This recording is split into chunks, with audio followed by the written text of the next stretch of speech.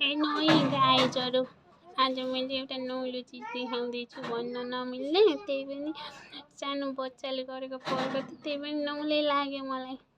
तरकारी खान भनेर सयको 1.5 किलो आलु लिएर आएको थिएँ।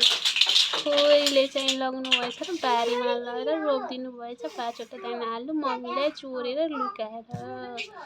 अब एक छाक साँझ आलु त्यही खाम्ला भनेर आएको, आलु कहाँ गयो भन्दै मैले चाहिँ छोरीसँग कराएको कराइ थिएँ। पछि आलु उम्रेर देखेपछि छोरीले भन्नुहुन्छ कि खेतमा गएर रोपेको मैले भने सरप्राइज दिनुभयो।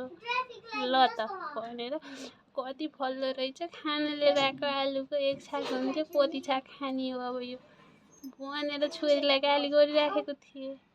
आज आएर पानी पनि परिहाल्यो, अब खनिदिउँ त नि आलु कति फले रहेछ भनेर मैले खनेनु 5 बुटाको आलु।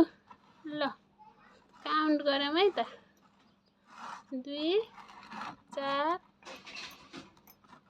9 बिर्सिएछ, 2 4 6 8 10 12 14 16 18 20 22 24 26 28 30 32 34 35 दाना आलु फलेछ। ल अब एक छाक खान भनेर आएको आलु लर छोरीले बारीमा चोरेर रोप्नु भएछ खेतको, त्यही पनि खेत नै होइन हजुर, घरको यसो साइडमा लगेर रोप्नु भएछ। अरू रोपेको देखेर डाँडाले छैन छोरी, खेत छैन, खेत किनेर रोपौँला भनेको मान्दैन मानेर चोरेर लगेर रोप्नु भएछ। अब त के गर्नु, त्यो 5 दानाको भए पनि 35 दाना आलु त फल्यो नि, एक छाक हुन्थ्यो ल 5 दाना आलुको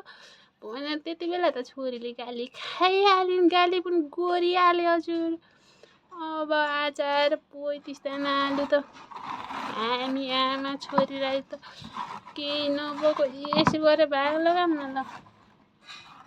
ल जा त, ल जा त, ल जा। एक दिनलाई यो भइहाल्यो, 2 दिन 3 दिन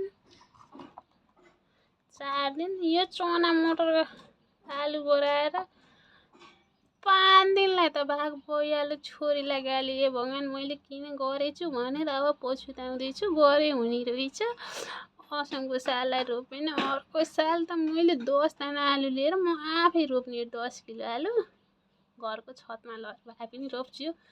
कति फल्छ गाइज, मैले फेरि अर्को भिडियोमा हजुरलाई अर्को वर्ष देखाउने छु। यस्तै नयाँ भिडियो हेर्नको लागि आकाङ्क्षा बेबी ब्लगलाई फलो गर्नु भएको छैन भने सब्सक्राइब गरिदिनु होला, भिडियोलाई लाइक पनि गर्दै गर्नु होला है त हजुरहरू। ल त बाई।